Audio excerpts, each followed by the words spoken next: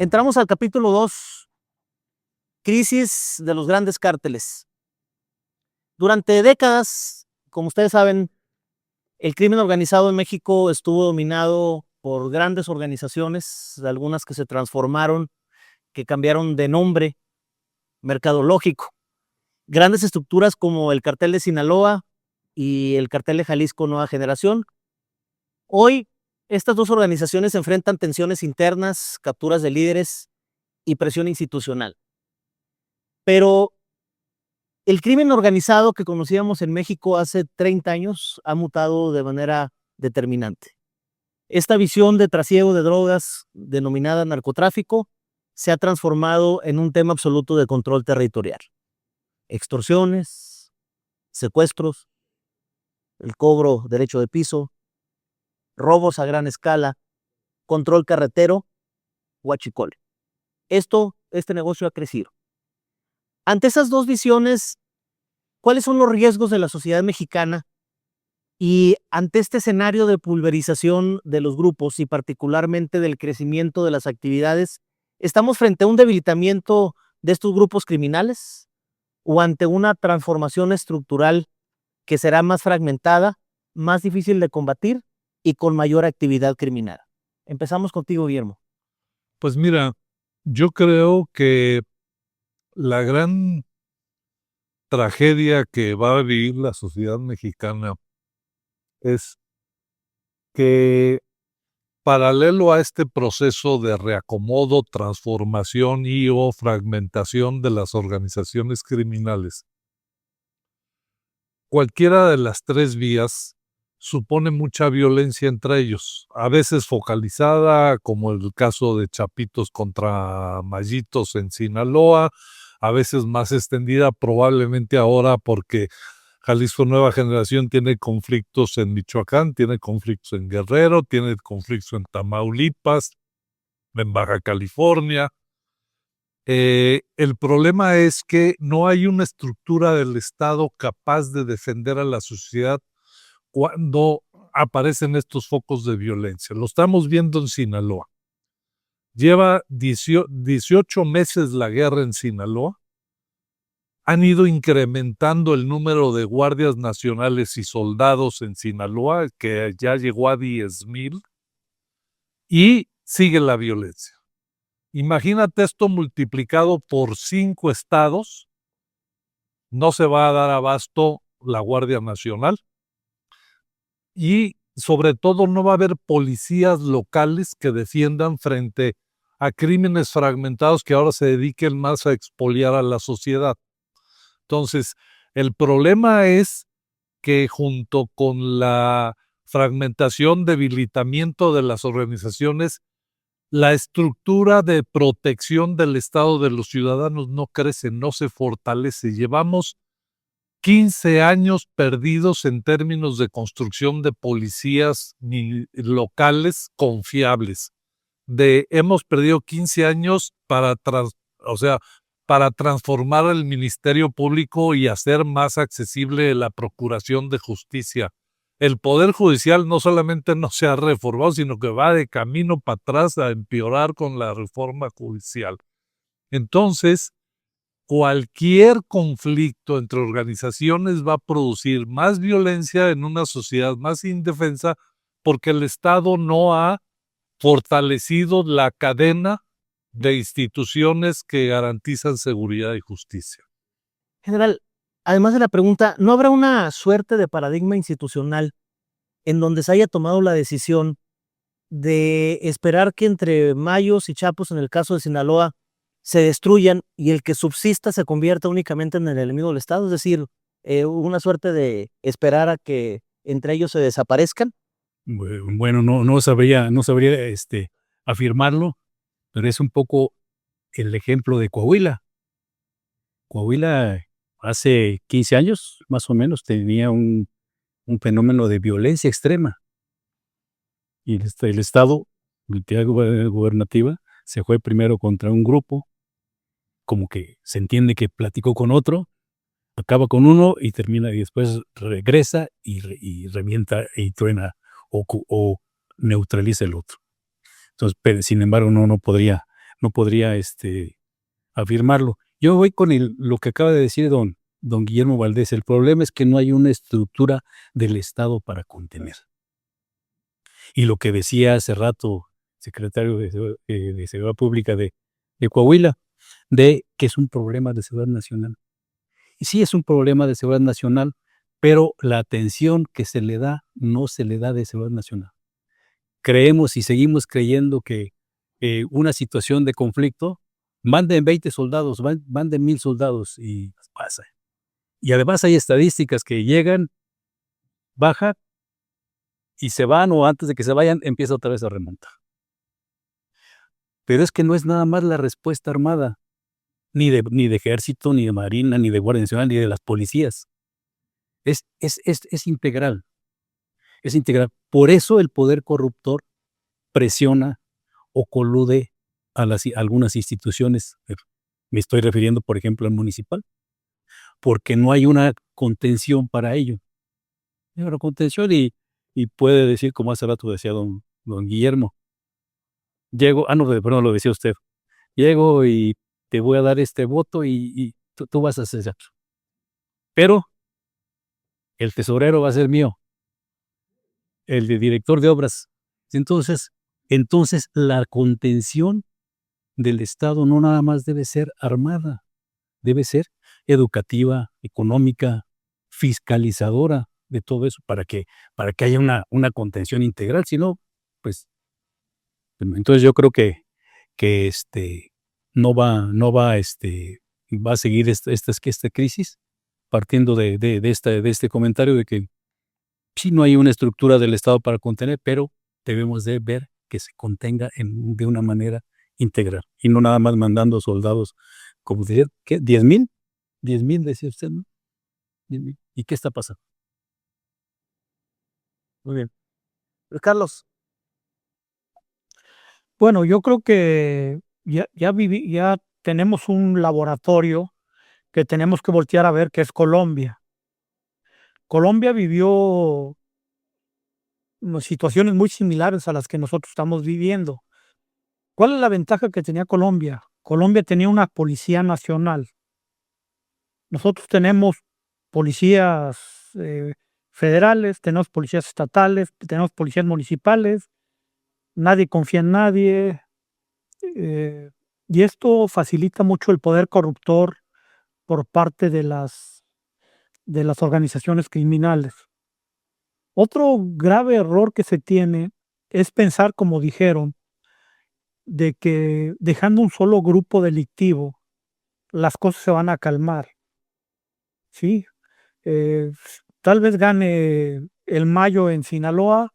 Si no se pone de acuerdo con Jalisco, va a haber problemas con Jalisco. Si no se pone de acuerdo con el Golfo, va a haber problemas con el Golfo. Entonces, la violencia va a seguir. ¿Sí? Tenemos el ejemplo de lo que fue la Federación, que por ahí mencionaba uno de los compañeros, cómo se calman las cosas cuando la familia se une, ¿no? Ahí el Azul Esparragosa, que tenía relación con casi todos los grupos, pudo dividir el país y tuvimos un tiempo de calma, pero por desgracia no fue por parte del Estado, fue por parte de los grupos criminales. Y el Estado, cuando se la cree, es cuando empezamos a tener un grave riesgo, ¿no? Porque los grupos criminales empiezan a crecer. Tenemos, como decía yo, el ejemplo de Colombia con la zona de distensión.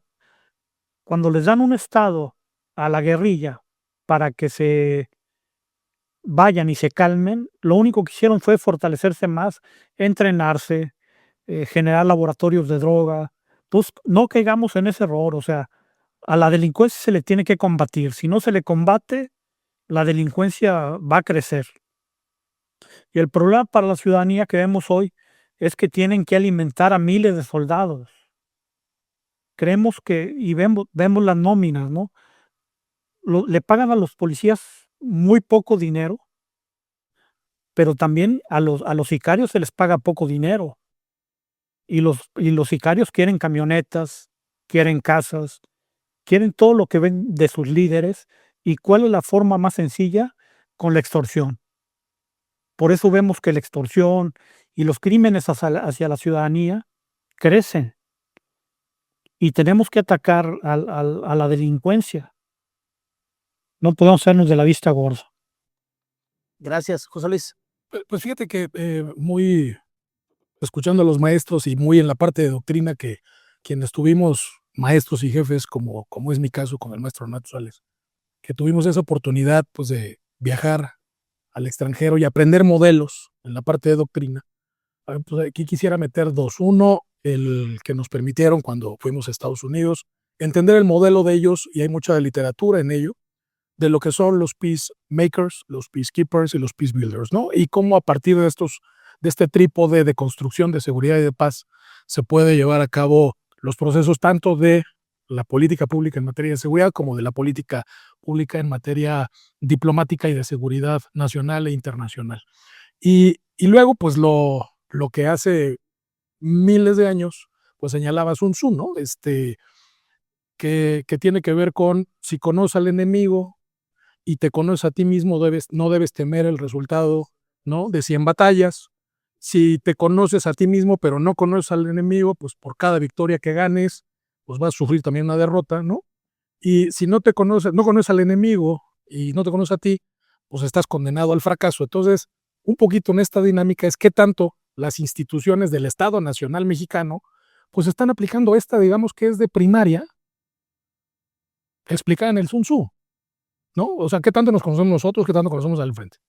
El de enfrente, más allá de si lo conocemos muy bien en todas sus estructuras y en todas sus entrañas, ha cambiado, regreso un poco al tema desde la Federación de Guadalajara de nomenclatura y de liderazgos. Y todos, afortunadamente para los estados nacionales, todos han sido abatidos o capturados.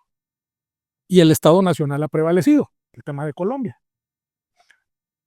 ¿Qué tenemos que hacer, quitando un poco la mirada en ellos, pues de cómo estamos nosotros en el proceso de construcción y de desarrollo institucional y de política pública? Pues entonces, otra vez, la parte de doctrina. El Plan Colombia, que mencionaba el exfiscal, si lo empatamos con lo que fue el Plan Mérida, en la época del señor presidente Calderón, pues tenemos que reorganizar todo el espacio y todo el espectro legislativo, institucional, financiero y de intercambios globales, regionales, continentales, para refundar las policías, para refundar los ministerios públicos o fiscalías, para refundar el Poder Judicial y para replantear todo el proceso de cárceles, ¿no? ¿Cómo hemos estado trabajando en ello? ¿De qué tamaño va a ser la fuerza de estas organizaciones? Respondiendo, pues de qué tamaño es la respuesta del Estado Nacional Mexicano en estos 4 puntos, ¿no? Rato. Pues coincido plenamente con mis compañeros. No solamente no hay fortalecimiento de las estructuras que puedan enfrentar al crimen, sino que hay un debilitamiento estructural constitucional que data de 1999, cuando se despoja a las policías de derechos. Yo lo comento cada vez que puedo, ¿no? Esto no es un tema nacional, esto es un tema geopolítico internacional que tiene que ver con mercados y la lógica del capitalismo salvaje y del mercado. Mientras exista demanda, pues habrá oferta, y la demanda de opiáceos y opioides de nuestros vecinos es la más alta del mundo. Son los primeros consumidores de opiáceos y opioides. ¿Cómo no va a haber oferta?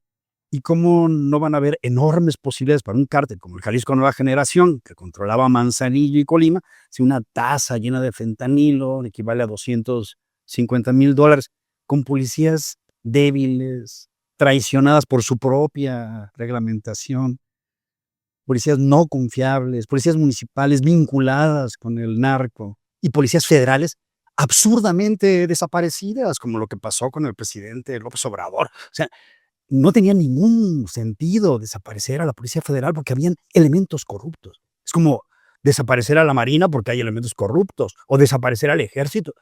La corrupción no es un tema de instituciones, es un tema personal. Son personas que están en las instituciones. No vas a destruir a las instituciones porque haya personas corruptas en las instituciones.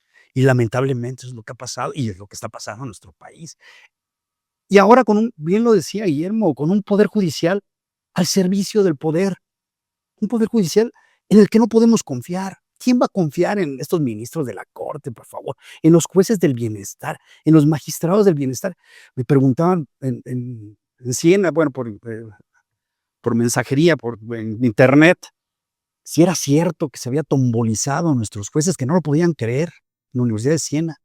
O sea, ¿es verdad que metieron a sus jueces con pelotitas a una tómbola? No es cierto eso, ¿verdad? Es broma. Digo, pues lo llamaron insaculación, pero es verdad. Eso es un balazo en el pie, como fue un balazo en el pie reformar el 123 para quitarle derechos a los policías, a los operadores del sistema de justicia, como son los fiscales y los peritos. Menos derechos que el resto de los ciudadanos. Pues, ¿cómo vamos a tener buena policía si la lastimamos de inicio? Y el ejército no quiere ni está conformado para hacer labores de seguridad pública o seguridad ciudadana. Pues son militares. No,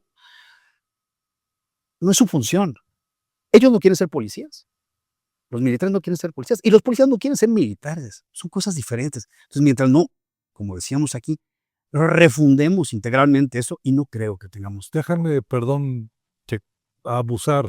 No, adelante. Hombre. Ya te iba a preguntar, ¿es más peligroso para el país en esta realidad institucional, criminal y social que estamos viviendo, tener carteles dominantes en el ámbito nacional o criminales pequeños compitiendo por los territorios? ¿Qué es peor? Pues es que yo creo que para el ciudadano le da lo mismo si es una banda delictiva chiquita o es un gran cartel. O sea, te están expoliando, te están matando, te están desapareciendo tus familiares, le da lo mismo. La tragedia es esta del Estado, y déjenme hacer un comercial. O sea, en 2007, cuando terminamos el primer año del presidente Calderón, le dijimos al presidente, o esto es una lucha del Estado mexicano e involucramos a los 3 niveles de gobierno, federal, estatal, municipal, y a los 3 poderes ejecutivos, legislativos, judiciales, o no vamos a ganar. Se lanzó la idea de reconstruir al Estado en un pacto nacional que se firmó en agosto de 2008. Los partidos políticos y los gobiernos estatales y los pleitos entre dependencias mataron ese único esfuerzo en los últimos 20 años de reconstrucción institucional. Hubo una iniciativa para reconstruir las policías, un nuevo modelo de policía en 2010 que lo vetó el PRI.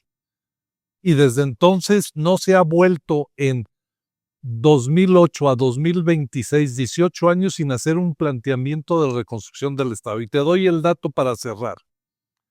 Presidente Calderón duplicó el presupuesto de Ejército, Marina, Procuraduría, CISEN, Policía Federal, pasó de 200,000 millones de pesos en 2006 a casi 400,000 millones en 2012. ¿Sabes cuánto tenemos ahorita? 380,000.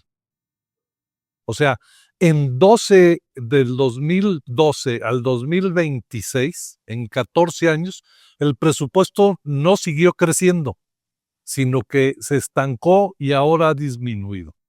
Entonces, ¿cómo vamos a tener policías, ministerios, cárceles, poderes judiciales cuando gastamos la tercera parte que Colombia? Absurdo, o se requiere que haya la presidenta convoque a un pacto nacional para ponernos de acuerdo y reconstruir las instituciones y dotarlas de recursos para que se fortalezcan, o va a ser pura guerra de discurso del Estado con pura saliva. Gracias. Bueno, coincido con lo que acaba de decir el Guillermo, y precisamente a él le tocó los primeros años de la Ley de Seguridad Nacional, que salió publicada en el año 2005. Y en esta Ley de Seguridad Nacional habla de algo que no se ha podido terminar de estructurar, del Consejo de Seguridad Nacional. ¿Sí? Y efectivamente en la administración en donde usted estuvo, en la administración de Calderón, para decirlo con palabras, ese Consejo de Seguridad Nacional, independientemente de que existiera la figura de Gabinete de Seguridad Nacional, pero el Consejo, porque que había que tener involucrado al Congreso, se reunía religiosamente cada 2 meses, como marca la ley. Y había reuniones previas para atender un problema de seguridad nacional unas 72 horas antes, y cuando ya se le presentaba al tomador de decisiones, ya venía ahí la posible solución. Llega otra gestión, 2012-2018, y nuevamente desaparece el concepto. Ya no será Consejo de Gabinete de Seguridad Federal. Llega otra nueva administración, 2018-2024, y ya ni siquiera se convirtió en mañanera. Entonces, si este Consejo de Seguridad Nacional funcionara para atender los problemas de seguridad nacional, y no nada más el tema de la estructura de seguridad, que debe ser con policías, con marinos, con soldados, con toda la estructura de las estructuras de seguridad, con fiscalías, pero pues no ha podido progresar eso. Y me sumo a lo que decía don Renato, efectivamente nosotros no estamos para eso. No estamos para eso, y nuestra doctrina militar es totalmente diferente. La podemos adaptar, claro, pero no estamos para eso. Sin embargo, cuando somos llamados, creo que hacemos nuestro mejor esfuerzo y logramos muy buenos resultados. ¿Por qué? Porque si bien manejamos la seguridad nacional, pues por consecuencia debemos de manejar la seguridad interior y la seguridad pública. Pero definitivamente no estamos para eso y nos cuesta mucho trabajo. Yo lo viví cuando estuve en la Policía Federal, cuando se estaba gestando a formarse la Guardia Nacional, todo ese componente, 24,000 personas de la Policía Federal, de investigación científica, antidrogas, inteligencia, seguridad en carreteras, todo eso, me tocó convivir con ellos y decía, caramba, es diferente doctrina, solamente hay que aprender. Entonces, pues yo creo que hay un gran reto. Luis Carlos, Como dato anecdótico, yo estuve en la reunión en la que el presidente Calderón acordó con todos los gobernadores generar una policía estatal única. Y quien frenó esa iniciativa fue la presidenta de los alcaldes a nivel nacional. Todos los gobernadores, uno de cada partido, habló en esa reunión nacional y todos estuvieron de acuerdo. La única que habló al final fue la presidenta de la Asociación Nacional de Alcaldes, no me acuerdo, era una dama, y ella fue la que tiró ese acuerdo. No sé si ha sido político, no sé si ha sido de otra forma, pero eso a mí me tocó vivirlo. Todos los gobernadores estaban de acuerdo, pero los alcaldes no. gracias. José Luis, Yo afortunada o desafortunadamente me rijo mucho by the book, ¿no? Difícilmente no digo difícilmente, ha sido un ejercicio de imposibilidad personal e institucional que yo resuelva o tome decisiones en términos viscerales. Entonces me voy a lo que dice la parte de doctrina, ¿no? Y en los procesos precisamente de lo que es la reforma integral al sistema de seguridad y justicia, que en Colombia se le llamó Plan Colombia y que aquí se le llamó Iniciativa Mérida, pues se hablaba, entre otras, es cómo tiene que ser la policía. ¿No? La policía tiene que ser, y ahí, bueno, ¿qué le platico yo al maestro Renato Sales, que fue mi jefe, ¿no? Pero un modelo muy similar al como opera el FBI, ¿no? Que opera con un tripié, que es la imagen institucional, la parte de normatividad. La normatividad es una cruz, ¿no? Por aquí entras, por aquí sales. Entras, procesos de selección, ingreso, controles de confianza, permanencia, en fin, por aquí sales, aplaudido, con honores. Si te portas mal, pues asuntos internos, cárcel, en fin. Si te portas bien, estímulos, condecoraciones y demás, ¿no? Y la parte de acuerdos de gobernabilidad, ¿no? Ese es el by the book. Si a lo largo de todo este tiempo el maestro Sales ha sido muy, vamos, un gestor permanente de los derechos de las policías, pues si la estructura central básica, que es la policía municipal, está prácticamente fulminada, desaparecida, si las policías estatales están prácticamente destruidas, si la Policía Federal fue desaparecida en el 2019, pues evidentemente, general, pues ahora sí que no queda de otra, ¿no? Es decir, en quién se puede descargar la responsabilidad como institución armada, claro, pues a la Marina y a la Defensa, ¿no?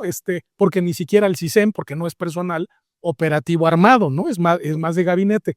Entonces, ¿qué pasa con el ejército? Pues el ejército y la Marina, pues prácticamente tiene que volverse la policía de 2.500 municipios, la policía municipal de 2.500 municipios, la policía estatal de 32 entidades, la policía de investigación de 32 entidades federativas y luego, pues, reemplazar con el tema de Guardia Nacional a lo que fue la Policía Federal. Pues es enorme. Y luego además los ponen a repartir gas. Y luego además los ponen... O sea, es terrible el esquema en el que infortunadamente se le han metido a las nobles Fuerzas Armadas, ¿no? Renato. No, totalmente de acuerdo. Hay una debilidad estructural del país, del Estado mexicano, para manejar estos temas. Y retomando lo que comentábamos hace un momento, las cosas han cambiado por la presión norteamericana y tristemente van a seguir cambiando por eso. La crificación de organizaciones terroristas, es decir, que el fentanilo es un arma de destrucción masiva, nos remite a las Torres Gemelas y al Acta Patriota y al ver al delincuente, que eso fue lo que aconteció en las Torres Gemelas. No fue un acto bélico, fue un delito gravísimo, terrorismo, pero fue un delito. Y debió tratarse como un delito en aquel entonces, no como un acto bélico. Pero al calificar como organizaciones terroristas, como arma de destrucción masiva, al fentanilo, tú conviertes al delincuente en combatiente enemigo y aplicas la legislación excepcional norteamericana. Entonces, dentro del marco de esa legislación, al amparo de esa legislación, Estados Unidos puede hacer con México, vamos a decirlo así, con toda claridad, lo que quiera. Puede venir y llevarse a fulano y después trasladarlo a Guantánamo y en Guantánamo hacer con él lo que le plazca. ¿Por qué? Porque está amparado por su legislación de excepción. No es casual que el fentanilo, que es un analgésico poderosísimo, pero es un analgésico, parches del fentanilo, es como la morfina extrema, ¿no? Se convierte en arma de destrucción masiva. ¿Qué podemos pensar con eso? ¿Cuál es el camino que sigue? Es eso. Tú ya no eres un delincuente al que hay que capturar, procesar y sancionar. Eres un combatiente al que hay que destruir. Y ese es Carl Schmitt, y es el derecho penal del enemigo, y es el nacionalsocialismo. Héctor. No, pues evidentemente hay una debilidad institucional tremenda. El gran golpe es la desaparición de la Policía Federal, porque se abandona una institución a la que el Estado le había invertido 20 años en su profesionalización, en su formación, que tenía problemas de corrupción y que había cosas que atacar, había gente que encarcelar, había cosas que arreglar, pero era un escudo que estaba en medio del crimen organizado y la sociedad. Lo quitaron y entonces la sociedad quedó a merced de las policías municipales en su patrulla y su pistola, viendo pasar 40 camionetas de hombres armados y quedó a merced de los policías de las fiscalías estatales, de los judiciales estatales, como se les llamaba, que van a practicar el tiro al blanco 2 veces al año y ese es el entrenamiento que tienen y aparte, bueno, pues infiltrado totalmente. A mí me preocupa con lo del cártel Jalisco el caso de lo que pasó cuando abatió la Marina en 2019 a Arturo Beltrán Leiva. Si uno se da, 2009, si uno se da cuenta de lo que pasa entre el aeropuerto de la Ciudad de México y el puerto de Acapulco, siguiendo la carretera, siguiendo la línea que va a Huitzilac, que va a Cuernavaca, que va a Iguala, que va a Chilpancingo y que va a Acapulco, tiene 17 años convertido en un reguero de sangre. Y lo que pasó es que el grupo que coordinaba o que controlaba Beltrán Leiva se partió en los Rojos, los Guerreros Unidos, el Cártel de la Sierra, el SIDA, etcétera. Y son 17 años de matanzas donde grupitos que no son para nada organizaciones apabullantes, que están extendidos a lo largo de 300, 400 kilómetros, no se han podido someter en en 17 años, vamos para 20 años, ¿no? De esta situación. Entonces, pues ese es uno de los riesgos que ya están en medio. El otro es que efectivamente se entregó a la Marina y se entregó a los militares, a la Secretaría de la Defensa, la mitad del país que gobernaba Morena para que resolviera la seguridad pública. Y en esa mitad del país nada cambió.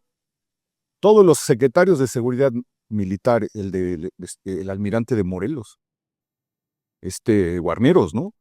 Todos los secretarios de seguridad, la mayor parte, de los estados que gobernaba Morena, no cambió nada en los estados a los que llegaron. Se aventaron todo el sexenio de López Obrador, 57% de los fueron militares y marinos, y no pasó nada.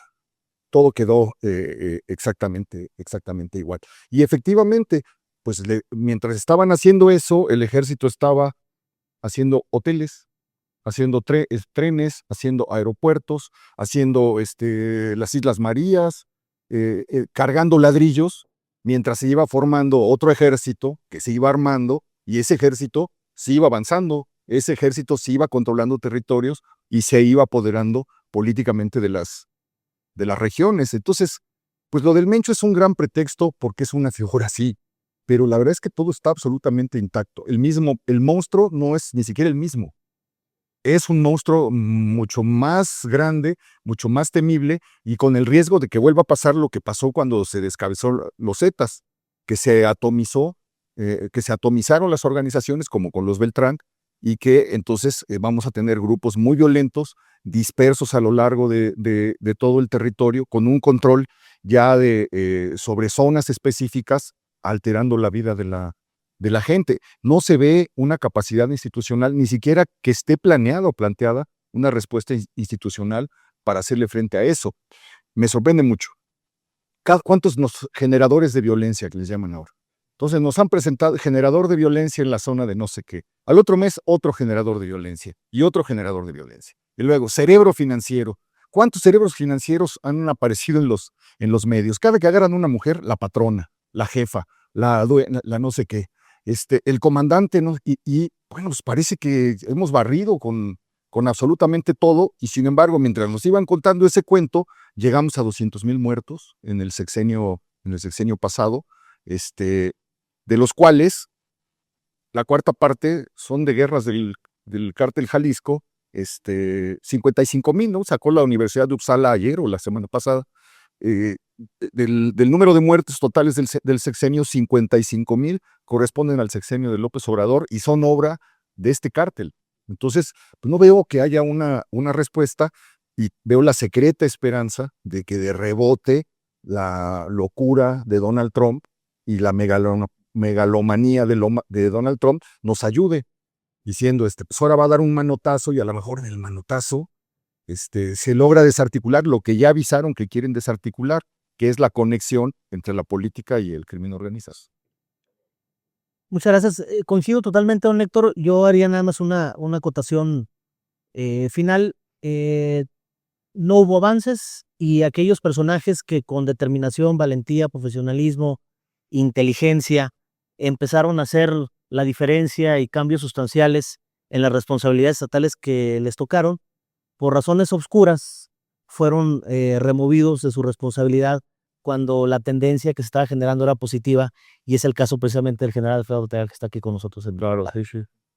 Terminamos este segundo capítulo y los invitamos al próximo, El Nuevo Mapa Criminal, capítulo 3. Muchas gracias.